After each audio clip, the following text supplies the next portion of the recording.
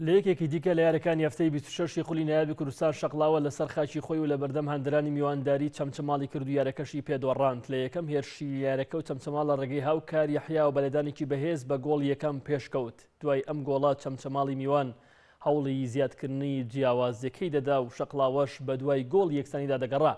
بەڵام نیوەی یەکەم بۆ ئەنجامە کۆتایی پێات. لە نیوەی دووەم دوای تێپەڕبوونی تەنها 4 خولەک فەرزەندە محەممەد توانی بۆ جاری دوم سەردانی گۆڵی زەردپۆشانی خۆشناوەتی بکە. شەقڵاوە دەرفەتی ئاسانی بۆ هەڵکەوتاوکو جیاوازەکەم کاتەوە، بەڵام لە خولەکی 90 هۆگر یوسف گۆڵی یەکەمی بۆ شەقڵاوە تۆمار کرد.